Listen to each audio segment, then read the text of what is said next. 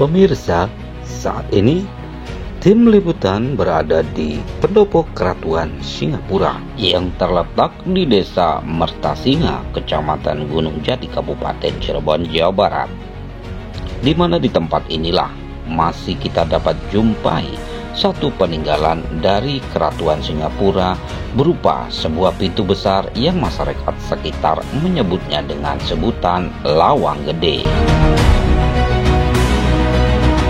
Dan inilah pemangku adat dari Keratuan Singapura, Raden Kainuddin Dr. Andes MSI, seorang tokoh yang peduli dengan pelestarian dan nilai-nilai budaya yang ada di masyarakat, khususnya tentang sejarah.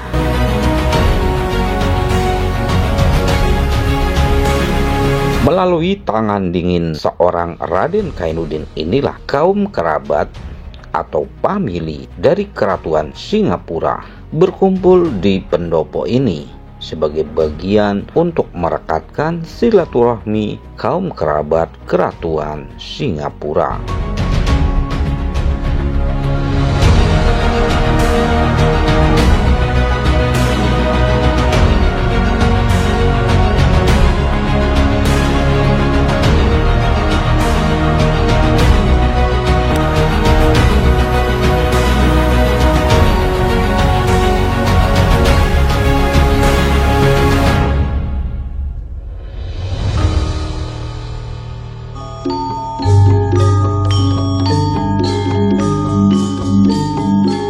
Seperti diketahui di beberapa naskah kuno, baik naskah Purwaka Carubanagari atau naskah-naskah lain terkait sejarah Cirebon, keberadaan Keratuan Singapura tidak pernah lepas dari awal berdirinya Kesultanan Cirebon.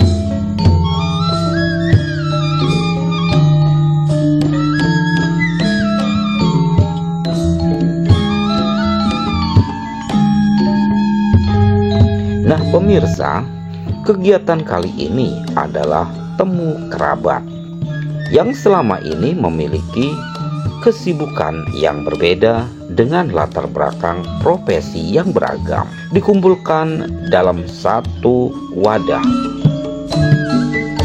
Di pendopo inilah pendopo Keratuan Singapura.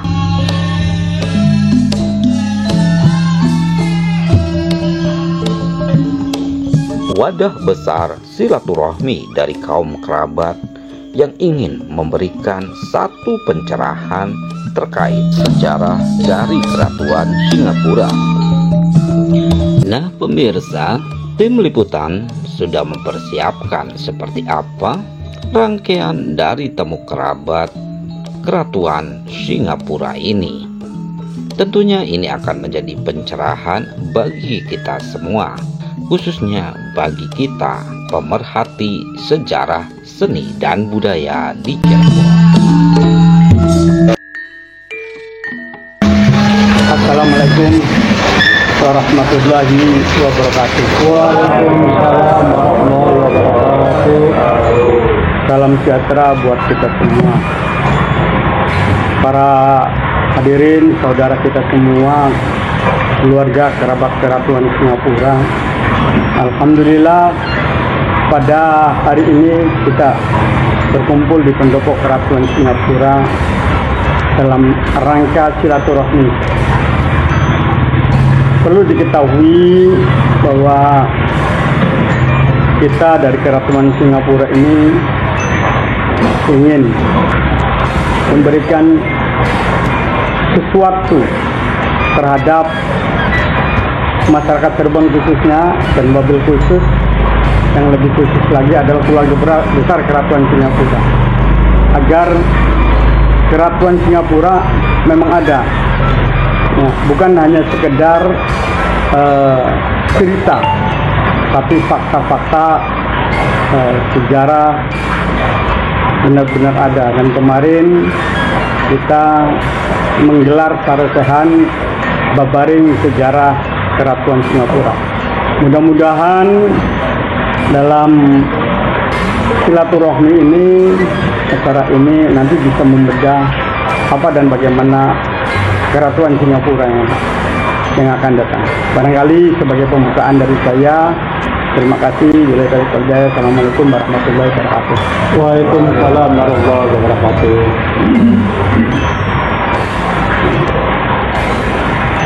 Assalamualaikum warahmatullahi wabarakatuh. Alhamdulillah, puji syukur pada Tuhan yang Esa, Allah Subhanahu wa taala, yang mana pada hari ini kami keluarga besar Kerajaan Singapura, baik yang ada di Martasinga wilayah 3 Cirebon, Ciawi Majapahit, tentunya pada hari ini adalah merupakan satu pertemuan yang sangat luar biasa, walaupun diwakili. Yang pertama, mari kita kirim salam salawat Kanjeng Muhammad SAW beserta keluarganya dan tentu sahabatnya, dan mudah-mudahan kita yang ada di sini nanti amin ya rabbal alamin. Yang pertama, saya mohon izin Mama Angku Adat dari Kerajaan Singapura, hadirin undangan para wargi yang sempat pada hari ini hadir. Perlu diketahui bahwa di Kerajaan Singapura itu ada satu sejarah yang memang tidak bisa dilepas oleh kita semua, yang oleh beberapa kali oleh beberapa kepentingan memang dibekukan bahwa Kerajaan Singapura itu tidak ada, yaitu sudah yang dulu. Sekarang sudah ada dasar-dasar hukumnya, juga ada referensinya, baik itu dari Kerajaan Wangsakerta, juga dari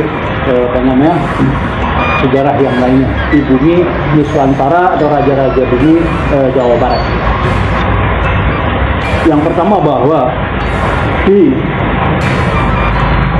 Martasinga ini atau Kerajaan Singapura ini pada saat itu adalah terdaftar di dalam catatan sejarah ada 5 kerajaan, ada 5 kerajaan kecil di bawah Pakuan Pajajaran.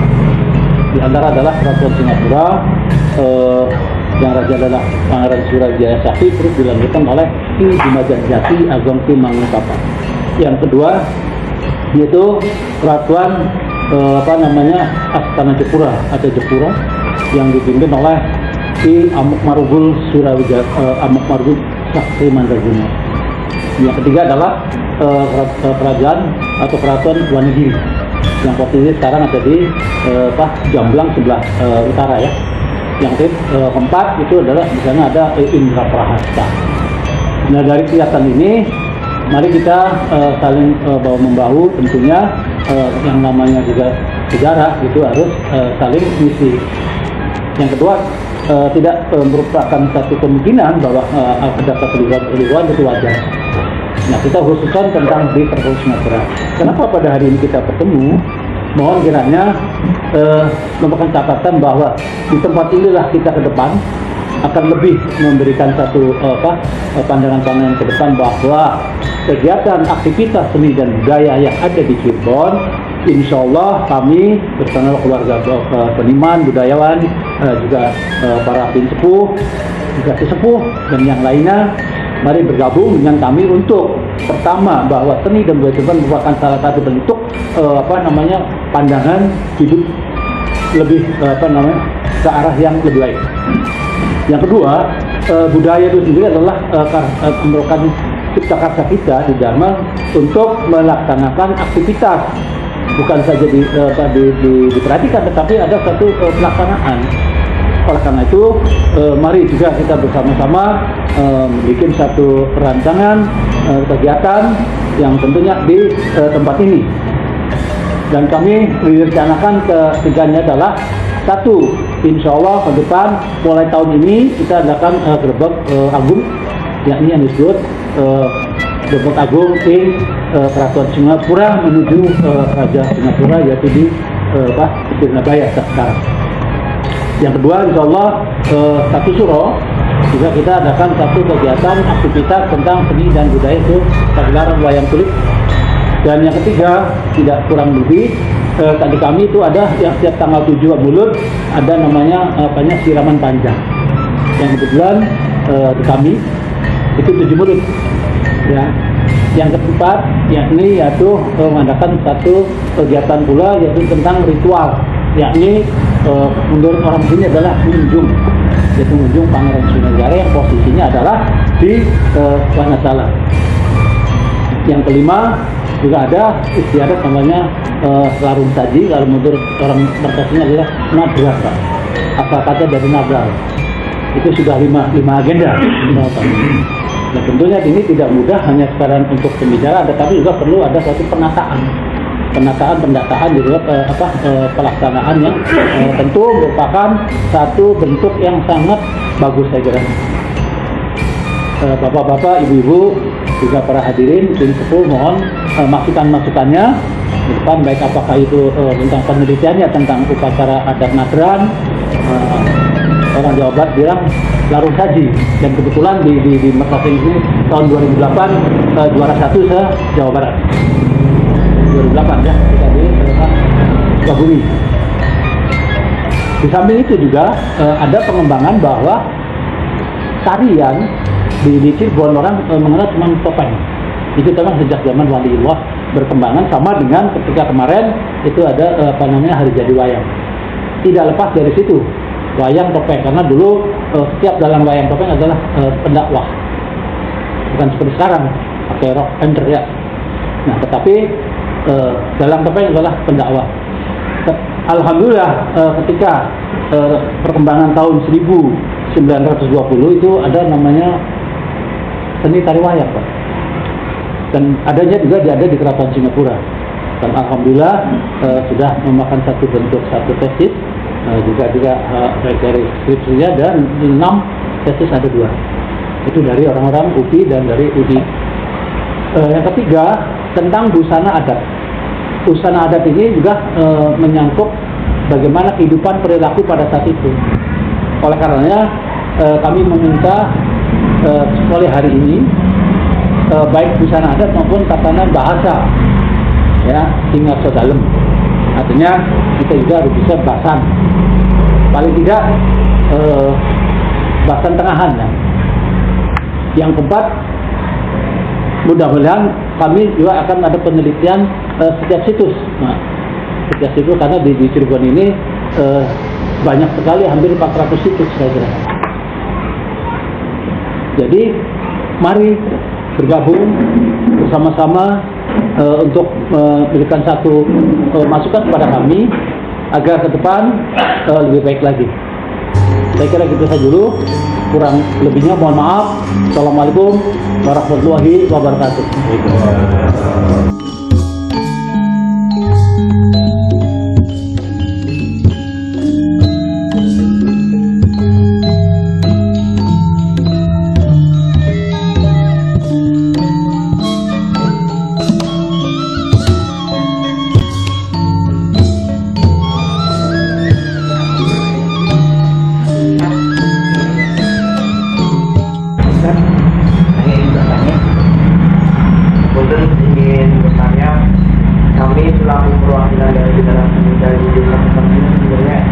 Tahu bagaimana sejarah dari awalnya itu keraton yang ada sekarang itu, terutama di Mertasing yang seperti ini. Ingin tahu sejarahnya seperti apa gitu.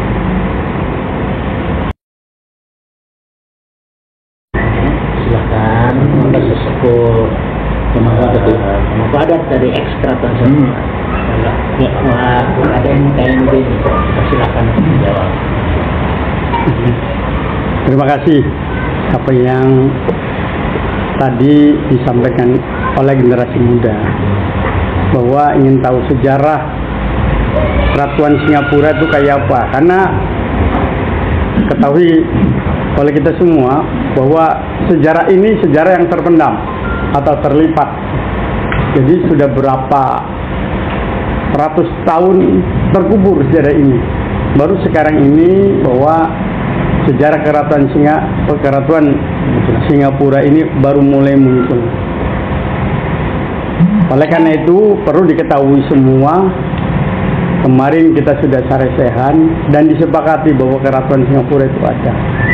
Bahwa Keratuan Singapura itu didirikan oleh Pangeran Surawijaya Sakti. Dikemungkinkan sebelum Pangeran Wijaya Sakti mendirikan Keratuan Singapura, mungkin sudah ada padukuhan atau padepokan atau apa, tapi belum bergelar kerajaan atau keraton. Ketika Pangeran Surawijaya Sakti yang merupakan putra Galuh Pajajaran, yaitu putra Pangeran Linggabuana,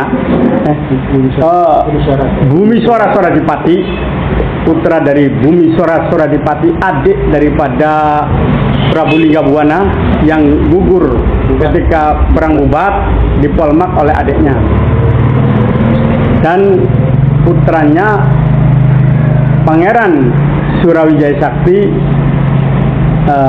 mendirikan Keratuan Singapura yang ada di wilayah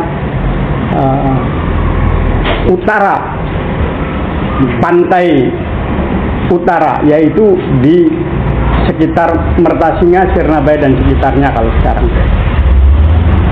Dan pada puncak kejayaan Keratuan Singapura itu, di mana Pangeran Surawijaya Sakti Berputra jatuh kepada saudaranya, yaitu Ki Ageng Tapa atau Ki Jumadan Jati. Di situ datanglah berbarengan dengan Mbah Laksamana Cheng Ho dari Cina.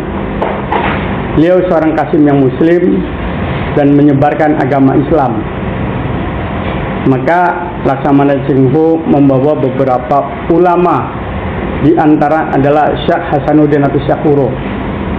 Nah, dengan Ki Jumadan Jati atau Ki Ageng Tapa mendirikan pesantren di Kerawang, dan putri dari Singapura, Nimas Ratu Subang Karanjang, mondok di sana. Dan karena kecantikannya, maka sang Prabu Jayadewata atau Prabu Siliwangi melamarnya, dan disitulah terjadi suatu perkawinan dengan syarat salah satunya masuk agama Rasul. Maka di situ yang Prabu Siliwangi masuk agama Islam atau agama Rasul, dan dari perkawinan dengan Mas Bang Karanjang Putri Singapura lahirlah 3 orang putra. Satu Pangeran Walang Sungsang atau yang disebut Pangeran Cakrabuana, atau yang melegendaris adalah Mbaku Cirebon. Kedua Nimas Larasantang atau ibu dari Kanjeng Syekh Syarif Hidayatul, yang pada waktu naik haji Pangeran Cakrabuana dan Nimas Larasantang, maka Nimas Larasantang dinikah oleh Sultan dari tataran Ismailiyah, yaitu Sultan Abdullah, dan punya putra yaitu Kanjeng Syekh Syarif Hidayatullah. Dan itu diminta oleh Mbaku Pangeran Cakrabuana untuk menjadi pemimpin di Cirebon, maka didesainlah yang satunya lagi, yaitu Syekh Nurullah yang tinggal di sana. Jadi yang kesini adalah Kanjeng Syekh Syarif Hidayatullah. Dan yang ketiga putra Prabu Pajajaran itu yaitu Pangeran Raja Sengara atau yang disebut Prabu Gian Santang, yang menyebarkan agama Islam di tataran Sunda, di wilayah sekitar Garut dan sekitarnya. Perkembangan waktu bahwa di Keratuan Singapura dengan datangnya adalah Laksamana Cheng Ho, maka dalam catatan sejarah Singapura masuk dalam 9 titik perdagangan jalur sutra. Nah, dan ini sudah diseminarkan secara internasional, diasuhan oleh kami dan diakui. Dalam perkembangan sejarah di Keratuan Singapura juga Pangeran Cakrabuana mendirikan Padukuhan Cirebon. lalu mendirikan Keraton Pakungwati atas aset dari Singapura, mendirikan Keraton Pakungwati untuk sang ponakan, yaitu Kanjeng Syekh Syarif Hidayatullah, yang sekaligus pada datang ke Cirebon dijadikan mantu. Nah, di sini adalah uniknya manajemen Kanjeng Pangeran Cakrabuana mendirikan Keraton Pakungwati bukan diserahkan kepada putranya Pangeran Cirebon, tapi kepada menantunya dan ponakannya dalam rangka menegakkan daulah Islamnya, untuk menegakkan syariat Islam di Jawa bagian kulon. Oleh karena itu, tolong kita ingat-ingat bersama bahwa adanya Keraton Cirebon yang didirikan oleh Pangeran Cakrabuana yang diberikan kepada Kanjeng Syekh Syarif adalah untuk pengembangan syariat Islam, bukan untuk kerajaan. Di samping itu juga di Kerajaan Singapura itu ada sejarah besar, yaitu di mana seorang putra mahkota dari Sultan keempat, yaitu Pangeran Abukayat Suryakusuma atau yang disebut Pangeran Suryanegara, itu keluar dari keraton karena tidak cocok dengan kehidupan di sana karena koalisi dengan kolonial.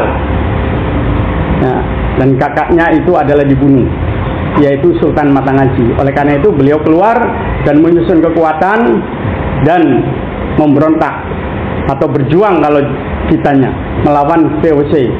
Dan perlu diketahui dalam catatan sejarah itu sampai 3 generasi, Pangeran Suryanegara, Pangeran Lubang, dan Pangeran Panduk, itu Suryakusuma, sampai 3 generasi, dan korban kedua belah pihak banyak, terlama, dan perjuangan korbannya terbesar, sampai salah satu jenderal dari Belanda itu tewas, yaitu Van de Kock.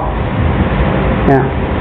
Nah, ini merupakan awal dari pergolakan di daerah sampai terjadinya pergolakan secara nasional, ya, sampai berdirilah Republik ini. Jadi Republik ini bukan hasil pemberian tapi hasil perjuangan. Salah satunya yang mengawali perjuangan adalah Kanjeng Pangeran Suryanegara atau Pangeran Abukayat Suryakusuma. Nah, ini perlu diketahui.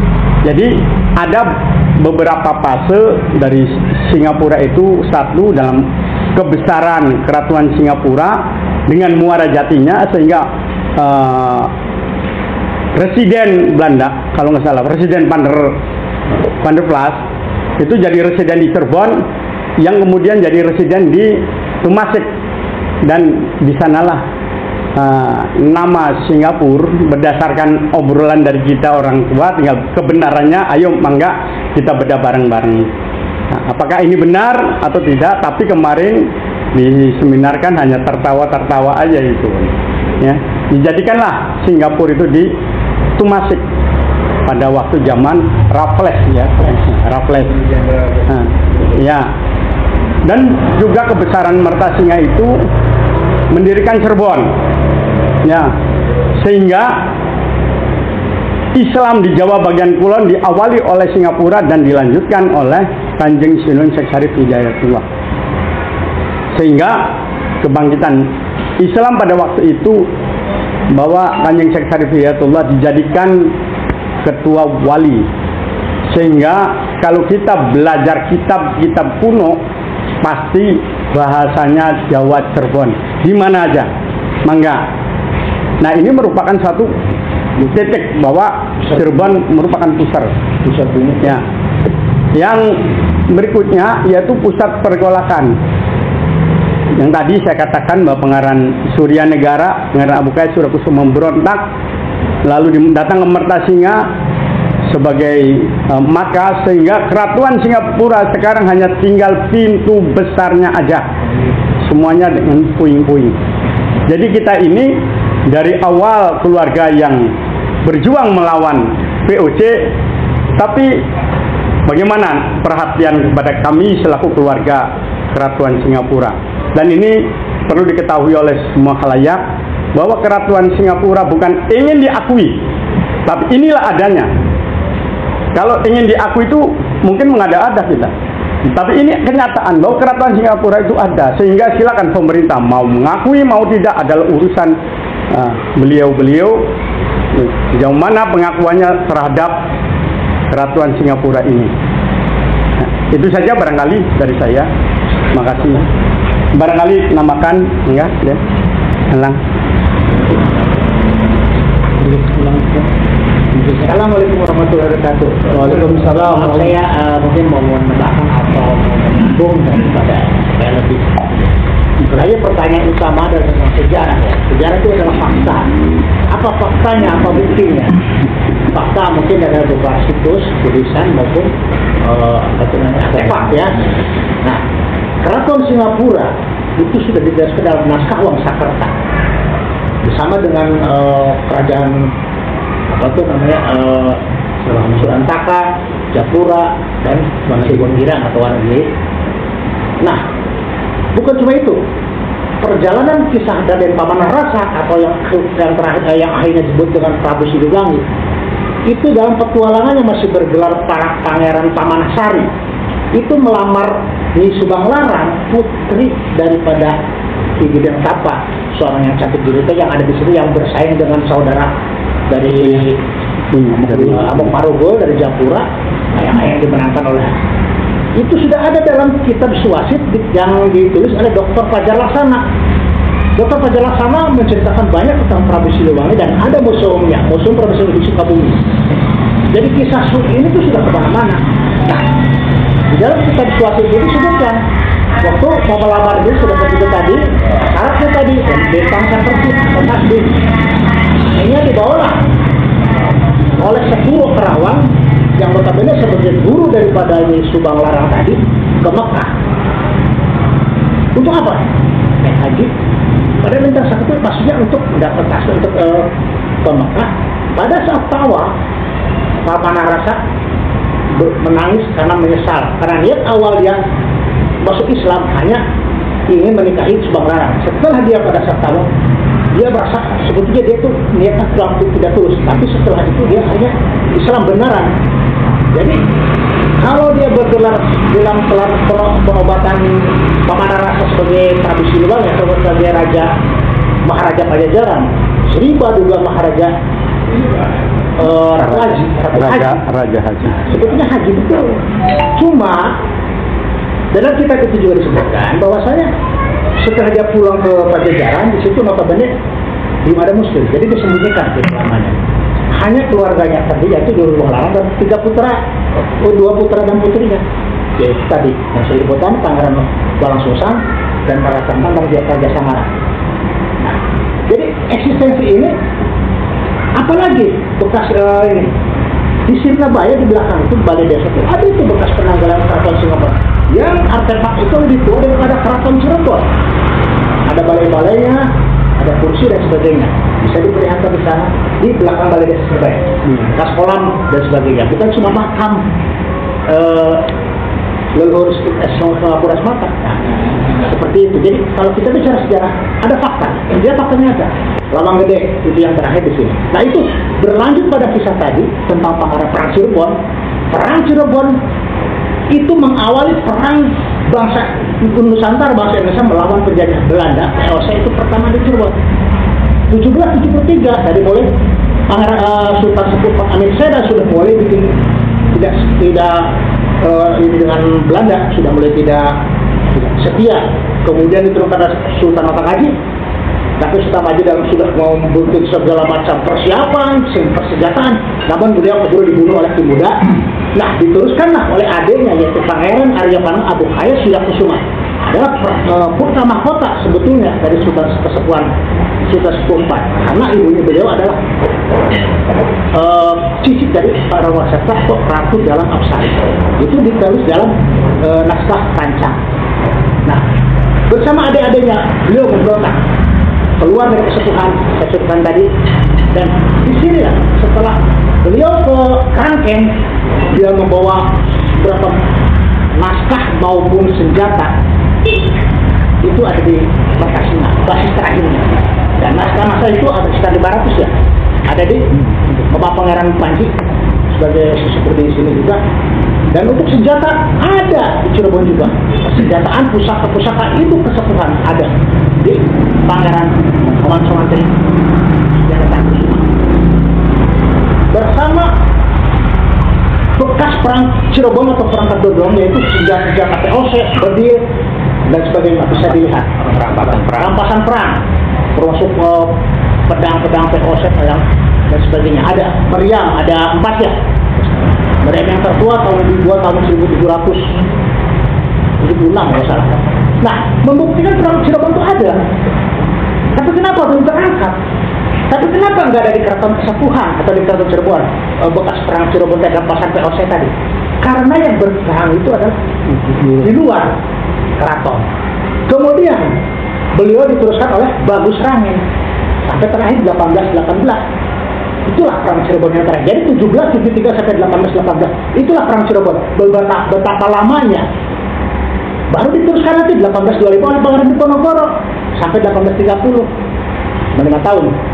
Kita berapa tahun? Berapa sudah? Dalam satu riwayat 40.000 pasukan santri Cirebon melawan POC. Jadi perang rakyat, betul-betul satu rakyat, santri, kiai maupun para bangsawan keraton semua melawan POC. Nah, sampai akhirnya lahirlah namanya Keraton Cirebonan sekarang macam itu dengan sejarah dengan perang Cirebon ini. Jadi Cirebon itu sebetulnya punya sejarah yang luar biasa dalam perjuangan kemerdekaan Republik Indonesia ini.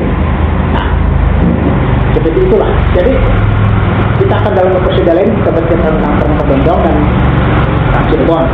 Kita kembali ke situs atau ex-keraton atau keraton Singapura. Yang kenapa orang mengatakan Singapura tuh ada di sana? Sana tuh Tumasik loh. Singapura yang sekarang Singapura itu Tumasik dulunya. Tetapi oleh Raffles nama Singapura itu dibawa. Diganti karena sama-sama jajahan Inggris. Tumasik diganti oleh Singapura. Ngambil dari nama Singapura itu Singapura. Saya kira itu saja. Jadi kalau dikasih bukti sampai sekarang nama Singapura masih ada, memang dipindahkan ke Tumasik. Tapi di mana sejarah awal muasalnya? Ya di sini oleh putra dari Pangeran Prabu Buddheswara Suradipati, raja dari Galuh Pakuan, yang caretaker satu pada bulan Linggabona yang perang di Tuban. Ya, sejarah sangat panjang dan sangat menyangkut. Jadi kita akan ke episode lainnya untuk masalah itu.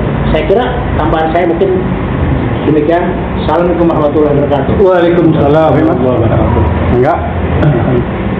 Dan insya Allah kita sudah sampaikan semua bagaimana selayang pandang tentang Keraton Singapura yang punya potensi besar dalam kebangkitan di Cirebon.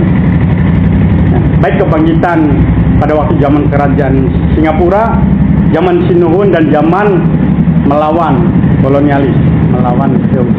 Dan insya Allah kita sudah menjadwal dan sudah musyawarah dengan keluarga besar.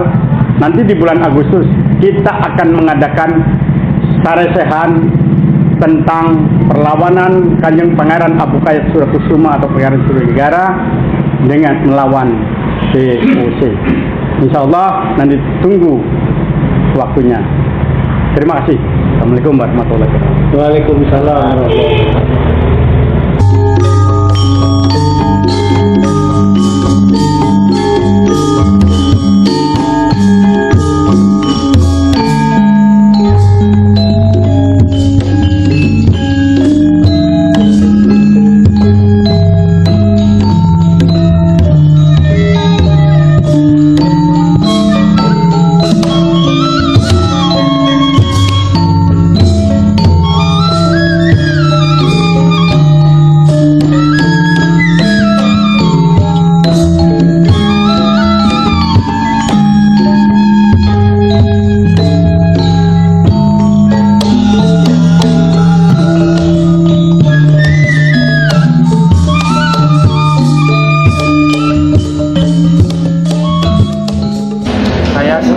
selaku generasi muda, sehingga sedang menunggu hal-hal yang seperti ini, yang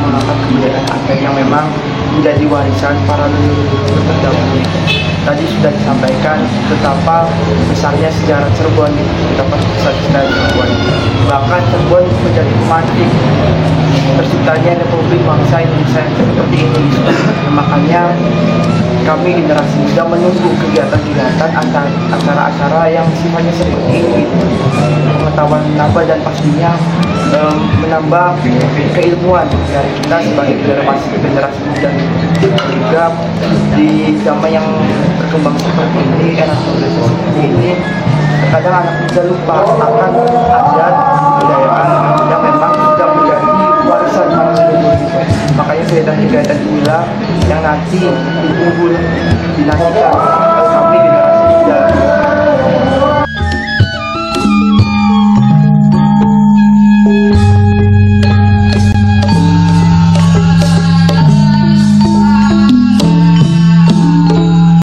Demikian tadi pemirsa acara Temu Kerabat Keratuan Singapura.